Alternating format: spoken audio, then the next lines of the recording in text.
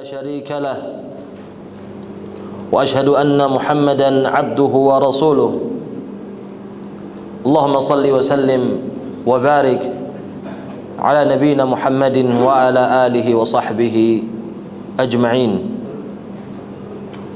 يقول ربنا تبارك وتعالى: يا أيها الذين آمنوا اتقوا الله حق تقاته ولا تموتن إلا وأنتم مسلمون.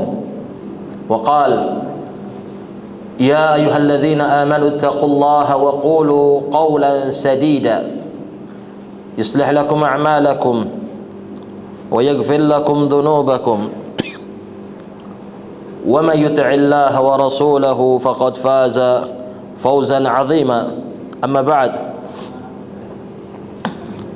فإن خير الحديث كتاب الله وخير الهدي هدي نبينا محمد صلى الله عليه وسلم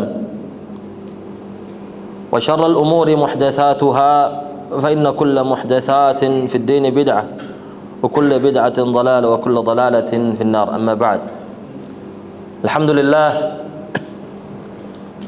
segala puji bagi Allah Tabaraka wa Ta'ala yang berkat nikmat dan karunia Allah Tabaraka wa Ta'ala kita diberikan kesempatan, kita diberikan waktu untuk kita bermujalasah, untuk kita hadir di rumah Allah, fi ahabbi biqa'i ilallah, di sebaik-baik tempat yang paling Allah sukai, yaitu masjid,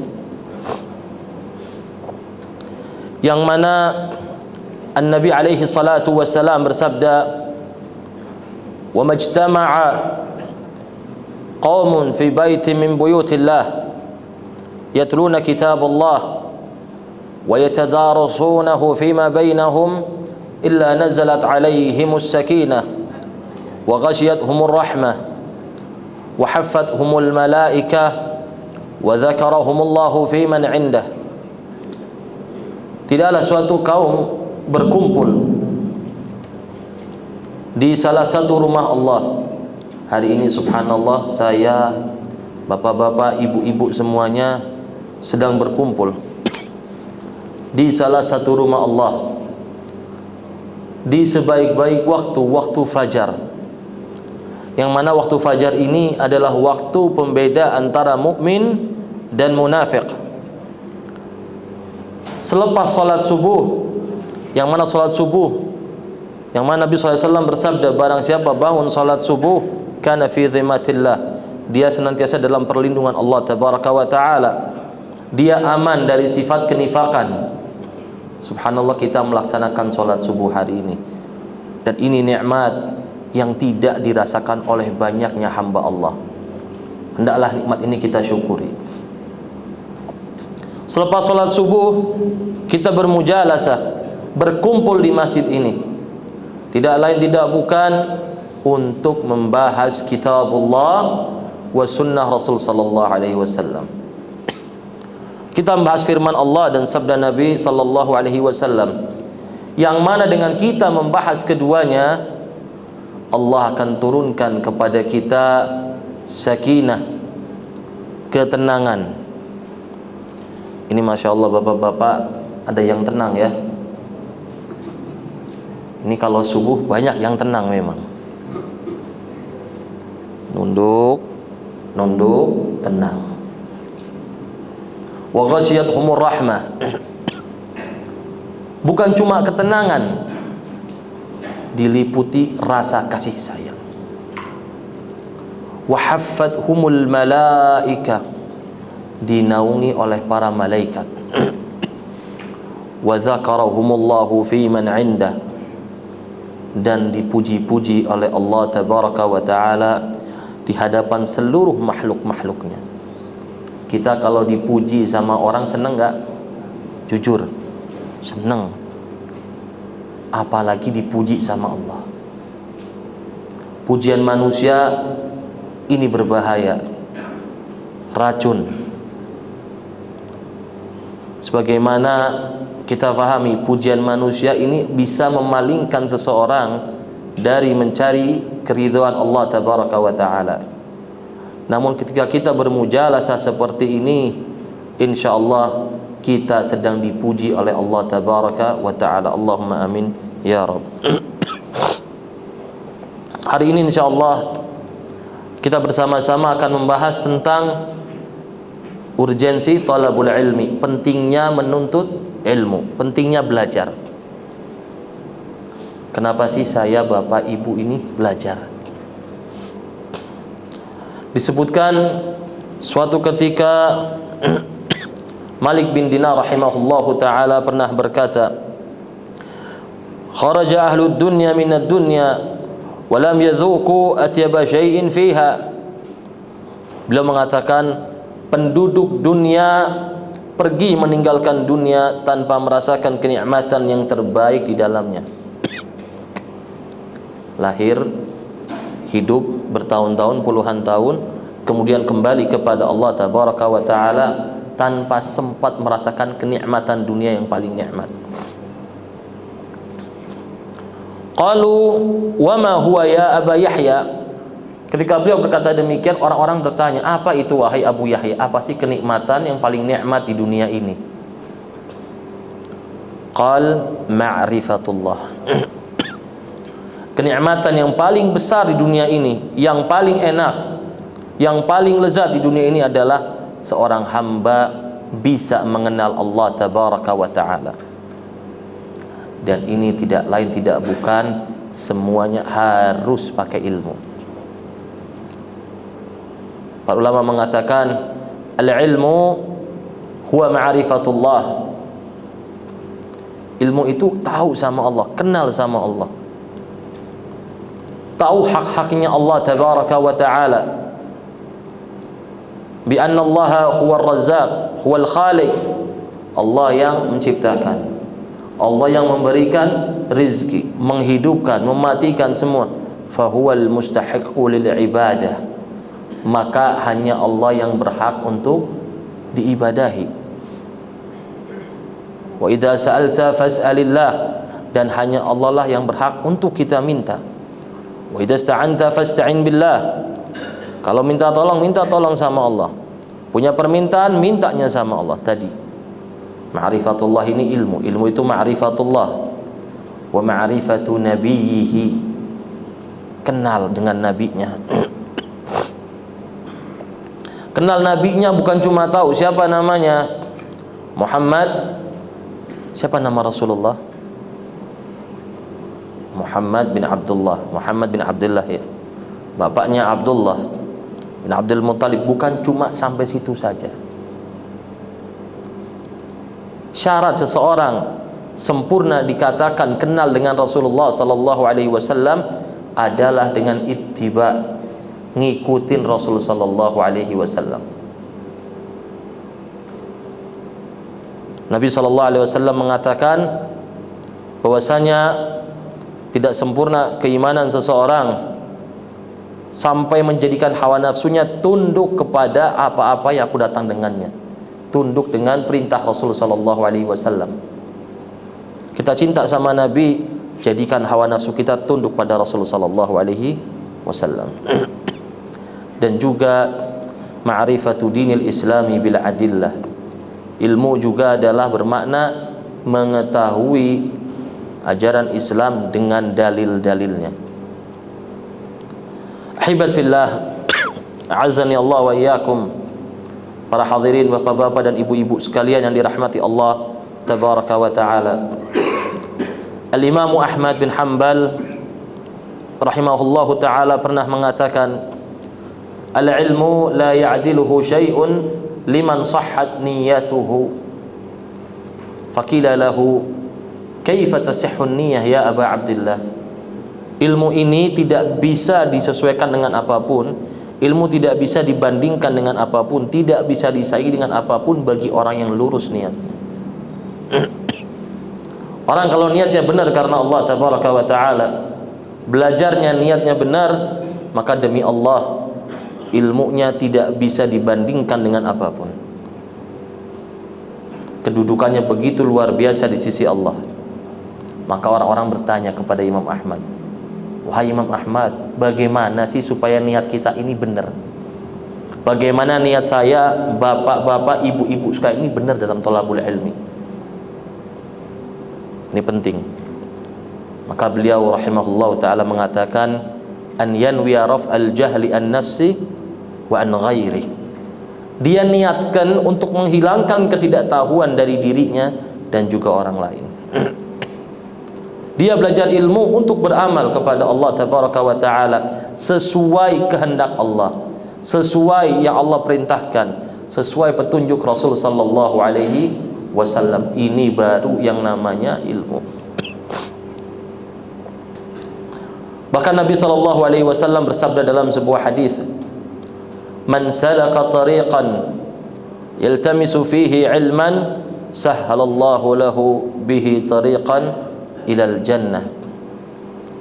Siapa saja yang berlelah-lelah, bercapek-capek nih, Masya Allah, mungkin bapak-bapak di sini rumahnya ada yang jauh, ibu-ibu ada yang jauh, subuh-subuh di waktu dingin datang ke masjid. Ini menandakan keimanan kepada Allah tabaraka wa ta'ala.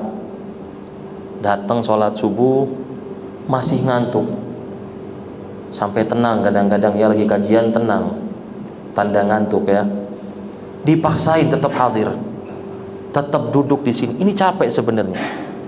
Kita nggak bisa bohong ya. Ini kajian capek nggak? Capek. Mana yang enak? Yang enak ya tadi, pulang ke rumah tidur, tapi tidak mendapatkan keberkahan pagi hari. Dia berlelah-lelah, bercapek-capek datang ke suatu masjid, berlelah, bercapek-capek menempuh suatu jalan. Tujuannya tidak lain tidak bukan, maka Allah akan permudah baginya jalan menuju surga. Apabila dia capeknya, lelahnya untuk thalabul ilmi, digampangkan sama Allah ke surganya. Kenapa kalau kita baca hadis ini, kenapa bukan yang lain tapi thalabul ilmi? Kenapa bukan barang siapa berlelah-lelah untuk berzakat, maka Allah mudahkan jalannya ke surga?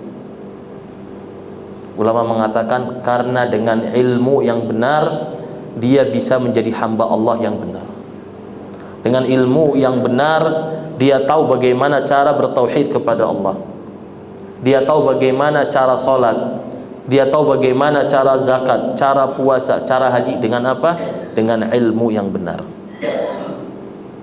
Jadi tadi thalabul ilmi merupakan suatu hal yang sangat urgent bagi seorang mukmin. Kita beriman kepada Allah tabaraka wa ta'ala tidak hanya cukup dengan lisan saja, tapi bagaimana kita buktikan keimanan kita dengan terus berusaha, berupaya menjadi hamba Allah yang lebih baik, di-upgrade kualitasnya. Kemampuannya kita naikkan dengan apa? Thalabul ilmi. Nabi SAW bersabda dalam hadis lain, "Thalabul ilmi fariidatun ala kulli muslim." Belajar ilmu agama merupakan kewajiban bagi setiap mukmin. Setiap orang yang beriman kepada Allah tabaraka wa taala, ini wajib baginya untuk belajar. Hibat fillah, azani Allah wa iyyakum. Allah tabaraka wa taala berfirman, "Qul hal yastawil ladzina ya'lamuna wal ladzina la ya'lamun." Allah mengatakan, apakah sama derajat seorang yang memiliki ilmu dan derajat orang yang tidak memiliki ilmu sama sekali?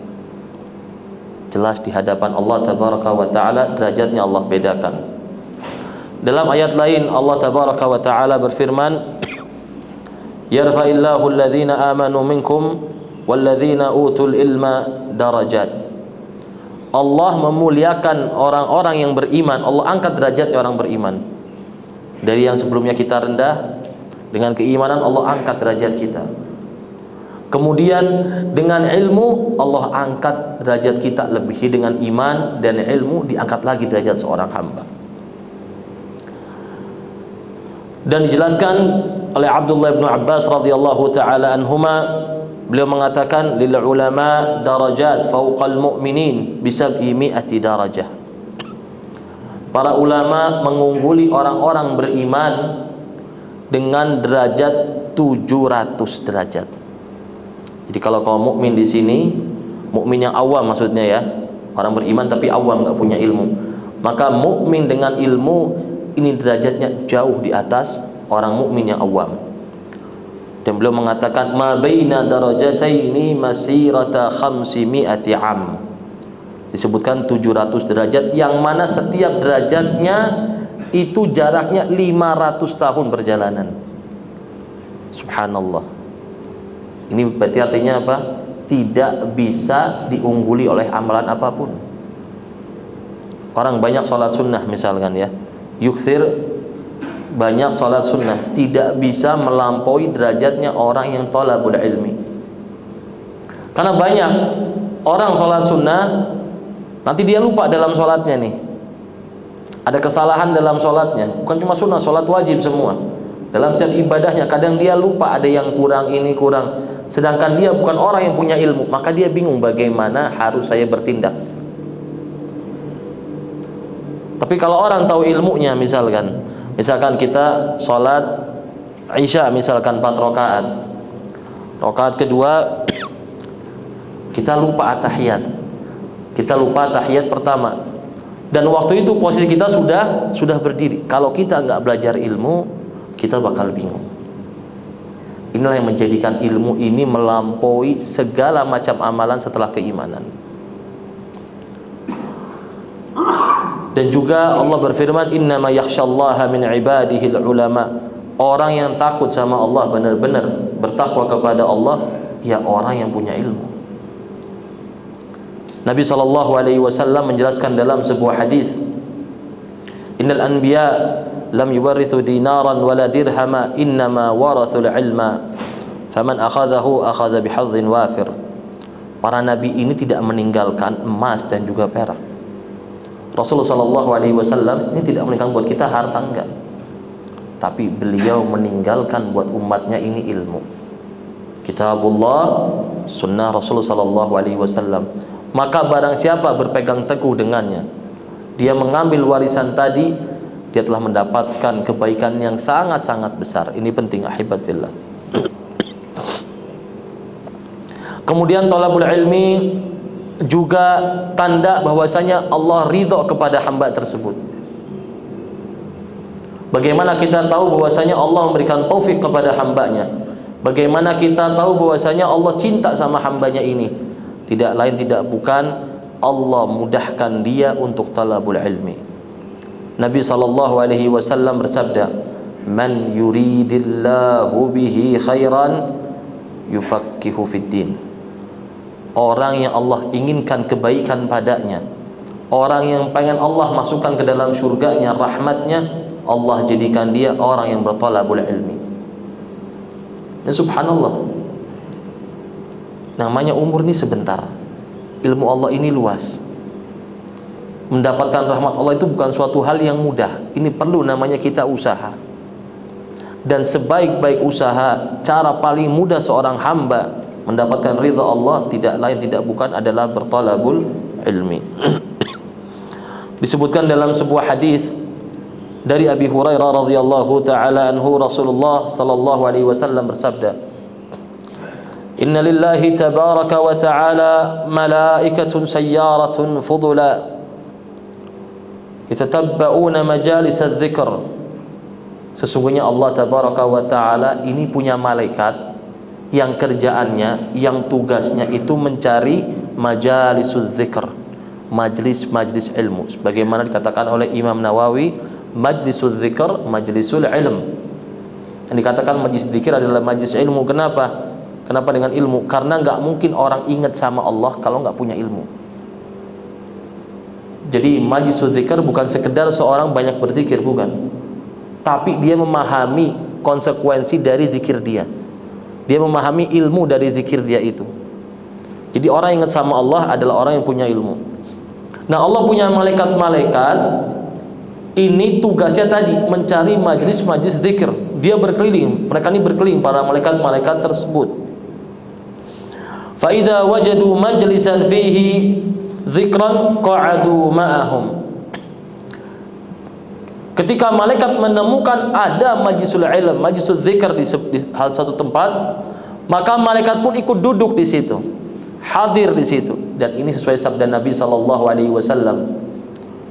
Majlisul ilm seperti ini dinaungi oleh para malaikat. Wa haffa ba'dhum ba'dan bi ajnihatihim, bahkan mereka saling mengepakkan sayapnya, saling membentangkan sayapnya, menaungi orang-orang yang berthalabul ilmi sebagai tanda ridha kepada tullabul ilm. Hatta yamla'u ma bainahum wa bainas sama'id dunya, sampai mereka memenuhi antara bumi dan langit. Hadir di majlis dzikr. Fa idza tafaraqu araju wa sa'idu ila as-sama', dan ketika majlis ilmu tersebut usai, maka para malaikat pun kembali ke langit. Qal fayas'aluhumullahu azza wa jalla, maka ketika mereka kembali ke langit, Allah tabaraka wa ta'ala berfirman, bertanya kepada mereka, wa huwa a'lamu bihim, dan Allah sebenarnya sudah mengerti apa yang dikerjakan oleh para malaikatnya. Min aina ji'tum, dari mana kalian? Fayaqulun ji'na min indi ibadin laka fil ardi yusabbihunak, kami datang ya Allah dari bumi, dari majlis ilm yang mana hamba-hambamu ini yusabbihunak, bertasbih kepadamu, wa yukabbirunak, bertakbir kepadamu ya Allah, wa yuhallilunak, dan mereka bertahlil dan juga bertahmid kepadamu ya Allah, serta mereka meminta kepadamu ya Allah. Ini lengkap sepaket dalam majlis ilm. Ada permintaan, ada doa, ada ingat sama Allah semua. Qal wa madza yas'aluni, kemudian Allah tabaraka wa taala berfirman, bertanya pada para malaikatnya, apa yang diminta oleh hamba-hambaku kepadaku? Qalu yas'alunaka jannatak, mereka memohon surgamu ya Allah. Qal wa hal ra'au jannati, apakah hamba-hambaku pernah melihat surgaku? Subhanallah, kita ada pernah lihat surga nggak di sini? Tapi minta terus ya, minta terus. Allah bertanya pada malaikat, apakah hamba-hambaku ini pernah melihat surgaku? Qalu la ya Rabb, nggak pernah melihat surgamu ya Allah. Qal wa kaifa law ra'au jannati, maka bagaimana seandainya hamba-hambaku ini melihat surgaku? Qalu wa yastajirunaka ya Rabb, dan juga hamba-hambamu ini meminta perlindungan kepadamu ya Allah. Bayangkan, enggak pernah lihat saja mintanya terus menerus. Lalu Allah bertanya lagi pada malaikat, lalu apakah yang diminta hamba-hambaku setelah itu, selain itu? Maka para malaikat mengatakan, hamba-hambamu ya Allah meminta perlindungan kepadamu ya Allah. Maka Allah berfirman lagi, wa mimma yastajirunani, dari apa mereka berlindung kepadaku? Qalu min narika ya Rabb, mereka minta perlindungan dari nerakamu ya Allah. Qal wa hal ra'au nari, apakah hamba-hambaku pernah melihat nerakaku? Dan inilah fungsinya iman. Kita beriman kepada Allah, mengimani kabar di Quran dan sunnah Rasulullah sallallahu alaihi wasallam, padahal kita belum pernah melihat surga. Kita nggak lihat surga, belum lihat neraka, kita sudah minta sama Allah surga, sudah berlindung pada Allah dari neraka. Ini fungsi iman. Qalu la ya Rabb, hamba-hambamu belum pernah melihat neraka ya Allah. Qal wa kaifa law ra'au nari, belum melihat saja sudah minta perlindungan, maka bagaimana seandainya mereka melihat nerakaku? Waliyadzu billah. Qalu wa yastaghfiruna, dan mereka juga meminta ampun padamu ya Allah. Maka Allah tabaraka wa taala berfirman, qad ghafartu lahum fa'taituhum ma sa'alu, aku telah ampuni mereka semua. Subhanallah, yang hadir di majlis dzikir, majlisul ilm sama Allah, dijawab semua permintaannya, diampuni dosanya. Wa'taituhum ma sa'alu, dan aku penuhi semua permintaan hamba-hambaku tadi. Mudah-mudahan kita semua permintaannya sama Allah dikabulkan semua hari ini.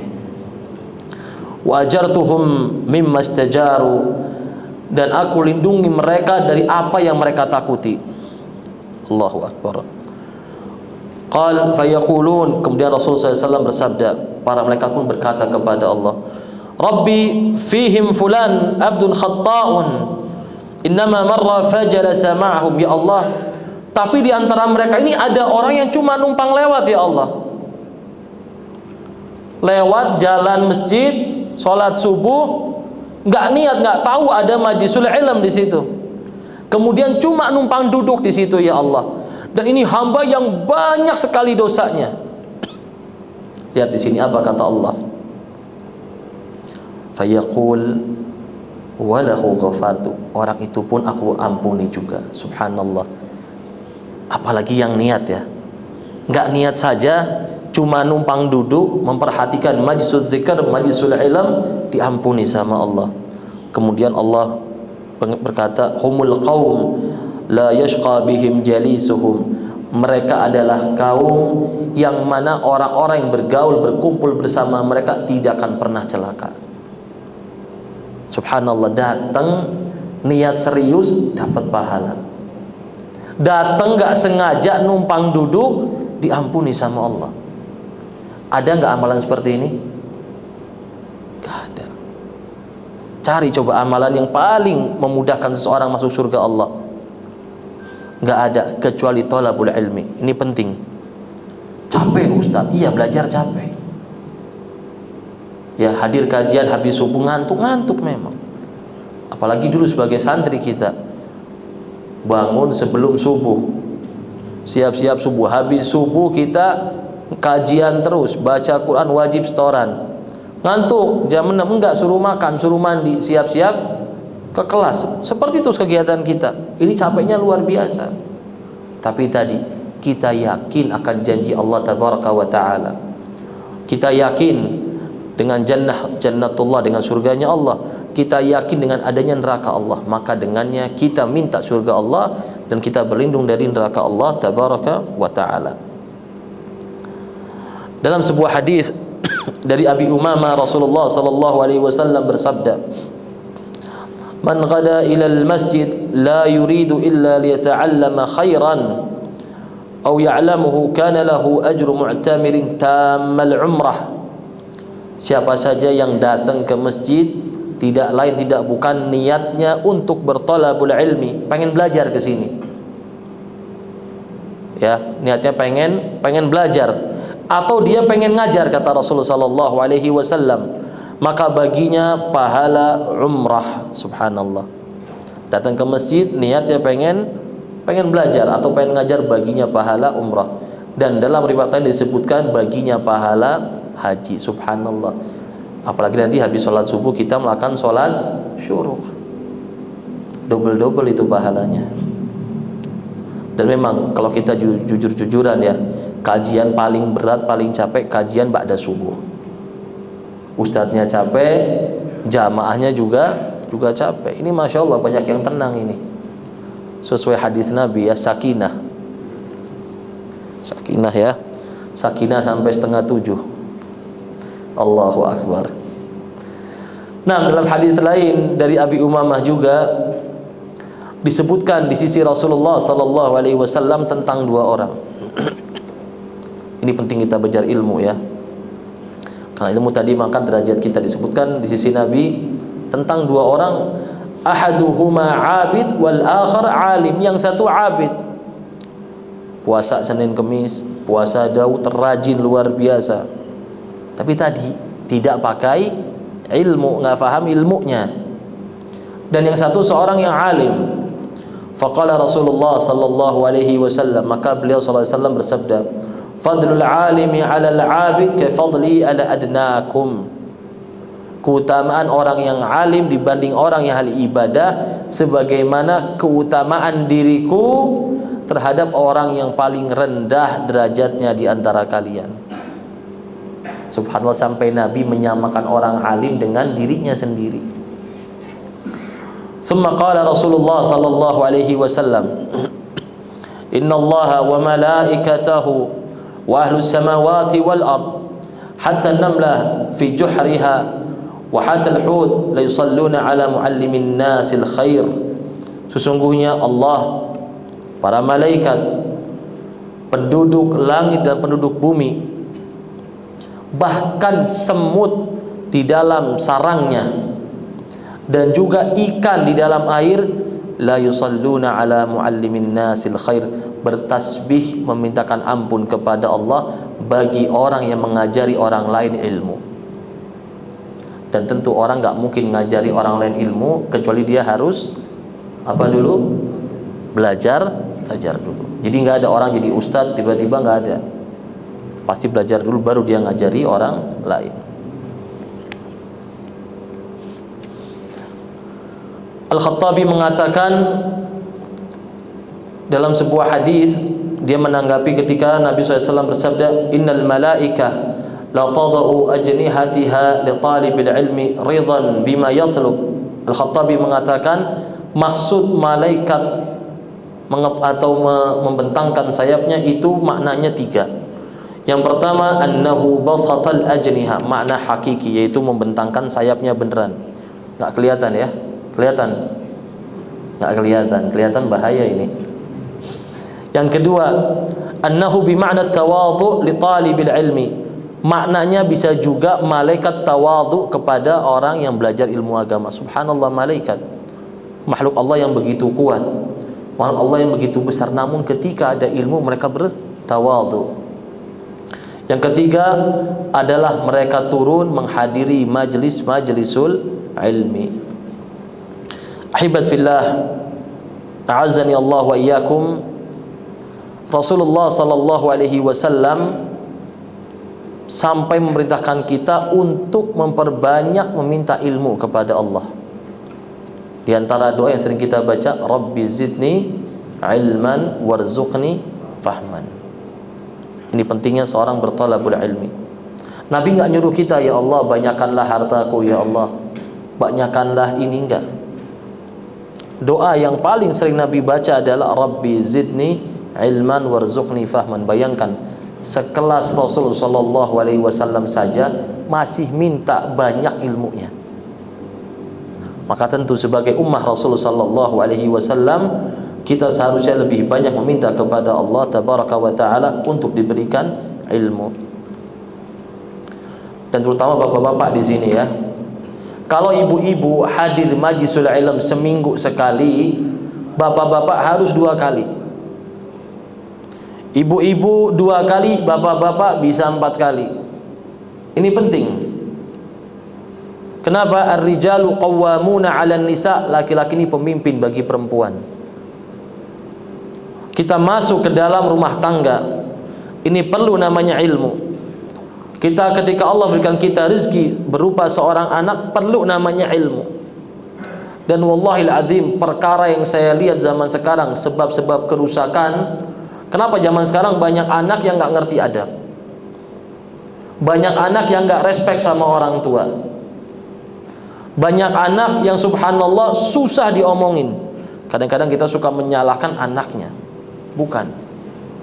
Anak ini lahir ke bumi dalam keadaan fitrah, suci, bersih. Siapa yang rusak pertama? Orang tuanya. Ini tidak lain tidak bukan karena orang tuanya masuk pernikahan punya anak tanpa namanya ilmu. Dikasih amanah sama Allah, dikasih anak yang nangis bukan diurus, dikasih handphone. Istrinya bingung nanya masalah fikih salat, hal yang ringan-ringan dalam rumah tangga yang seharusnya suami ini belajar masalah ini. Misalkan istrinya habis haid, kemudian sebelum subuh suci, nanya ke suaminya, ini gimana hukumnya? Nggak tahu. Nanya panjang ya. Kalau apa yang jantung ini dari begini sampai begini. Ini kenapa tadi? Nggak ada ilmunya. Nggak paham bagaimana cara dia mengajari wanita, bagaimana cara dia mendidik istri dan anak-anaknya. Maka laki-laki demikian bagaimana bisa membangun suatu peradaban yang baik. Kita sering dengar ya sebuah perkataan, al-ummu madrasatun, ibu ini sekolah. Sekolah itu sangat syarat dengan namanya ilmu yang banyak. Jadi kita suka mikir perempuan harus belajar. Itu betul. Al-ummu madrasah, ibu-ibu penting ini. Seorang wanita nih harus punya ilmu bagaimana cara dia mentarbiyah, mendidik anaknya. tahu bagaimana cara dia menjadi seorang istri, ini penting. Nah, kalau ibunya sebagai sekolah, maka bapak itu seperti kepala sekolah. Kalau sekolah gurunya segini ilmunya, kepala sekolah harus segini ilmunya. Jangan sampai bapak hanya berpikir yang penting saya sudah mencari nafkah, sampai rumah pingsan.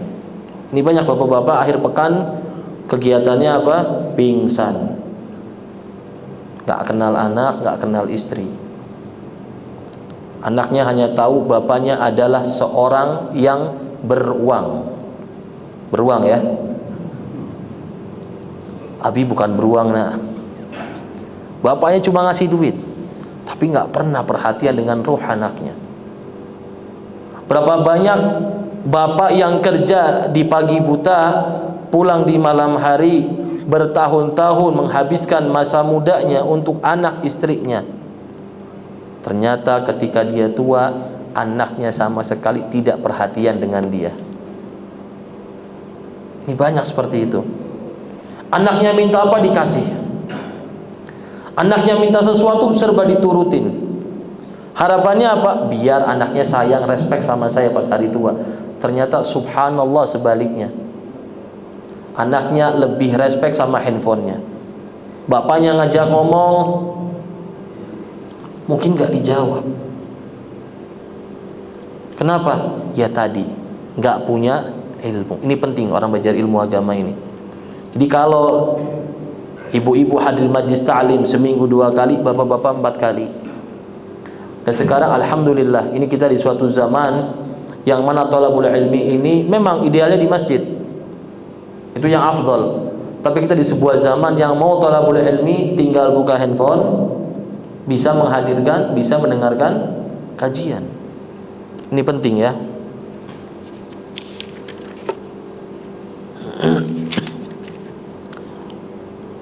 Kemudian ahibati fillah, a'azzani Allah wa iyyakum.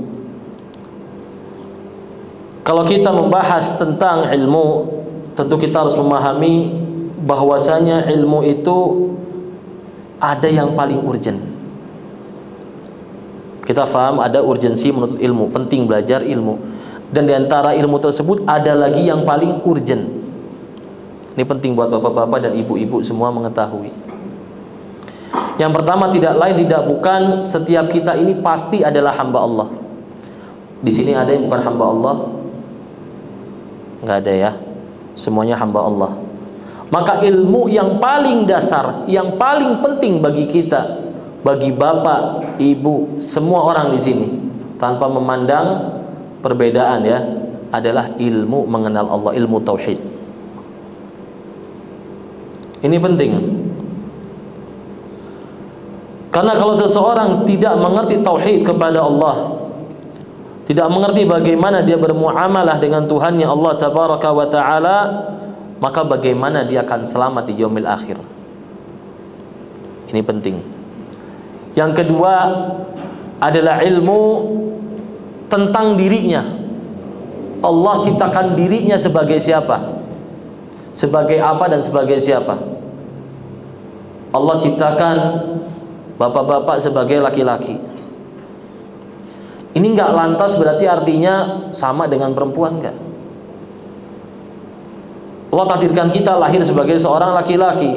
Allah takdirkan ibu-ibu lahir sebagai seorang perempuan. Ini enggak sama kedudukannya, enggak sama kewajibannya. Ada kewajiban yang sama, ada yang berbeda. Ini penting seorang mengetahui hal tersebut. Makanya Allah berfirman, "Ar-rijalu qawwamuna 'alan nisa bima faddalallahu bi ba'dihim 'ala ba'din wa bima anfaqu." Para laki ini adalah qawamun, pemimpin para perempuan, yang membimbing, melindungi perempuan. Apa sih tugasnya? Tadi memberikan nafkah, mendidik anak, menjaga keluarganya, menjaga marwah martabat keluarganya, kehormatan keluarganya, ngajari ilmu. Ini tugas laki-laki. Jangan sampai laki-laki nggak tahu tugasnya. Ini kalau kita lihat zaman sekarang, kadang-kadang afwan ya, kebalik laki-laki sama perempuan. Kadang-kadang ibunya sibuk di luar rumah, bapaknya sibuk dalam rumah. Jadi yang jawab, Ustaz, saya seorang IT Ustaz, kerja dari dalam rumah. Kalau kita fahami, wanita diciptakan Allah tabaraka wa taala itu paling banyak kegiatan di mana? Dalam rumah. Dan laki-laki diciptakan sama Allah tabaraka wa taala dari pagar keluar. Makanya kadang-kadang kita baca berita ya, berita yang kurang enak, misalkan innalillahi wa inna ilaihi raji'un, terjadi sebuah kecelakaan di jalan raya misalkan. Kayak kemarin saya baca berita, korbannya seorang wanita. Ini fitrah laki-laki, fitrah manusia pasti merasa sedih lebih. Ya Allah, kok bisa perempuan meninggal di jalanan? Ini benar. Tapi subhanallah, kalau kita baca innalillahi wa inna ilaihi raji'un, seorang bapak-bapak meninggal di pinggir jalan, kita cenderung apa? Sedih, tapi nggak terlalu. Ya sudah, memang. Karena kenapa? Fitrah kita saja sudah mengatakan laki-laki diciptakan oleh Allah tabaraka wa taala untuk di luar rumah. Jadi tadi, yang pertama kita harus tahu kita sebagai hamba Allah. Yang kedua, kita lahir sebagai apa? Itu ilmu yang paling penting. Dan yang ketiga, ilmu yang berkaitan dengan muamalah, baik itu muamalah syakhsiyah ataupun maliyah. Kita sama orang bersosialisasi sama orang, nggak boleh zalim sama orang. Kita menjadi seorang suami harus tahu, menjadi seorang anak, menjadi seorang ini harus tahu bagaimana bersosialisasi, bermuamalah sama orang. Dan tadi juga muamalah maliyah, biar nggak sembarangan kita jual beli, biar nggak sembarangan kita melakukan transaksi, harus tahu. Naik ojek online misalkan, kalau pakai e-money bayarnya 7.000, kalau cash 10.000. Orang yang nggak ngerti agama mengatakan alhamdulillah anak sudah ngisi ini. Tapi yang ngerti agama, lah ini riba. Masuk Indomaret, ditanya, jangan sebut merek ya, ya masuk minimarket lah, direkam ini, Masya Allah, jadi promosi saya, jadi brand ambassador nanti. Masuk minimarket misalkan ya, ditanya bayarnya pakai apa, sebenarnya jelas bayar pakai uang, masih ditanya bayarnya pakai apa. Pernah saya tanya balik, memang bagaimana? Iya Pak, kalau bayar pakai ini dapat potongan 30%. Kalau cash harganya normal. Sekarang kita pakai uang-uang yang ada di handphone itu. Kalau orang gak belajar agama, sebentar ya 5 menit isi dulu. Benar? Lumayan 30%. Kita nggak bilang apa? Oh saya cash aja. Sampai bingung nih jaga. Iya Pak, kalau cash nggak potongan. Ya riba soalnya. Tambah bingung lagi dia.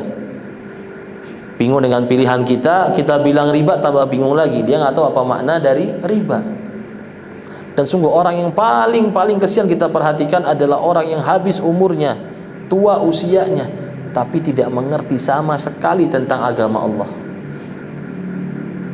Datang cucunya, datang anaknya, Bi atau ayah, ajarin ngaji dong. Anaknya pulang dari TPA, datang ke ayahnya, ayah ini bacanya gimana? Subhanallah, bacanya begini. Banyak yang begitu. Sebentar ya, mata ayah tiba-tiba rabun nak. Dikasih Quran tiba-tiba rabun matanya, katarak. Oh Masya Allah, ini benar demi Allah kejadian. Saya jadi guru satu sekolah ya, itu banyak sekali konsultasi yang sebab anak-anak nakal nih, kemudian ada konsultasi ini, ternyata berasal dari rumahnya. Anak perempuan SD kecil disuruh praktek bagaimana menjadi seorang ibu, dilatih sama kita kewanitaan dari sejak kecil. Apa yang dilakukan jadi ibu? Ngamuk-ngamuk, teriak-teriak, nyuruh-nyuruh semua orang. Loh, kita bilang dia apa? Coba jadi ibu. Prakteknya apa? Ngamuk-ngamuk. Waduh, ini berarti di rumah dia melihat ibunya hobinya ngamuk-ngamuk. Saya bilang ke laki-laki, coba jadi bapak bagaimana? Tangannya subhanallah megang pulpen langsung. Megang pulpen sambil megang. Jadi subhanallah, anak ini, anak kita yang kita lahirkan ini subhanallah adalah peniru terbaik. Kalau kita mentarbiyah mereka, mendidik mereka tanpa ilmu, asal-asalan, sembarang-sembarangan, ya hasilnya sembarangan. Bagaimana kita mengharapkan kita bisa menjadi orang yang memiliki investasi jangka panjang akhirat? Demi Allah, kita semua di sini, ya, saya, bapak-bapak, ibu-ibu, lagi investasi ini. Investasi jangka pendek dengan kerja buat nyiapin rumah di dunia, yang itu kita tempati paling berapa puluh tahun. Kadang berapa tahun udah bosan, pengen pindah lagi rumah. Ini bener nggak? Kadang bosan kita tinggal di sini, pengen ganti rumah lah ke kampung sebelah. Itu kita siapkan luar biasa, tapi kita lupa dengan rumah keabadian di akhirat nanti. Ini nggak mudah. Jalan menuju Allah ini panjang, subhanallah. Kita perhatikan, jalan menuju Allah, menuju itu begitu panjang sampai akhirat. Dan kita jalannya kayak kura-kura, nggak nyampe-nyampe. Bekalnya sedikit, jalannya kayak kura-kura. Dan kita butuh bagaimana kita dapat syafaat. Kita butuh pertolongan Allah. Kita butuh pendukung-pendukung biar mudah kita masuk surga, dapat rahmatnya Allah. Ya tadi, anak yang saleh, sebagaimana sabda Rasulullah sallallahu alaihi wasallam, "Idza mata ibnu Adam inqata'a amaluhu illa min thalath." Kalau anak Adam ini meninggal, amalannya terputus kecuali 3 hal, kata Rasulullah. Lagi-lagi ilmun yuntafa'u bihi. Subhanallah, kita belajar, kita ngajarkan orang. Oh, kita tanya, siapa sih orang yang paling banyak kebaikannya, pahalanya? Ya Rasulullah sallallahu alaihi wasallam. Kita sholat, puasa, zakat, haji, semua siapa yang ngajarin? Rasulullah. Ini ilmu yang saya sampaikan hari ini. Saya dengar dari ustadz saya. Ustadz saya dari ustadz saya terus sampai Rasulullah sallallahu alaihi wasallam. Ya, yang pertama ilmu yuntafa'u bihi. Sedekatin jariyah, yang pertama sedekah jariyah, ya, sedekah jariyah. Kita didik anak kita bagaimana anak kita bisa investasi jadi sedekah jariyah. Anak yang soleh cari harta, kerja, bisa sedekah jariyah, bisa wakaf atas nama orang tuanya. Dapat kebaikan nggak kita? Dapat. Anaknya jadi pendidik, orang yang ahli ilmu agama, dapat kebaikan lagi orang tuanya. Dan juga anaknya menjadi awaladin salihin yad'u lahu, anak soleh yang mendoakan orang tuanya. Ini investasi kita jangka panjang sebenarnya, yang kadang-kadang kita lupa. Wallah, kita di kuburan nanti, kita nggak butuh ijazah anak kita yang S1 S2, enggak. Ketika malaikat nanti nanya kita di kuburan, fitnah kubur, kita nggak bakal bilang, ya malaikat, anak saya S3 lulusan Amerika. Wallahil adzim, saya pernah nguburin orang, anaknya lulusan luar negeri semua. Suruh sholat jenazah aja nggak ngerti bacanya apa. Nah, ini orang tuanya kemana, orang tuanya selama ini? Ini anak-anak nggak mungkin jadi rusak begini kecuali orang tuanya yang ngerusak. Orang tuanya nggak mendidik dari awal. Ini penting ikhwas sekalian, ya. Makanya pentingnya belajar ilmu tidak lain tidak bukan agar kita bisa mengerti apa sih yang wajib atas kita, apa haknya kita, apa kewajiban kita. Biar kita nggak bingung jadi hamba Allah. Apa sih haknya kita? Apa kewajiban kita? Kewajiban kita adalah beribadah kepada Allah tanpa berbuat syirik. Itu paling dasar. Haknya kita apa? Allah tidak akan mengadab kita kalau kita sudah nurut sama Allah. Ini penting, orang ketika di hidup ini harus punya ilmu, harus belajar.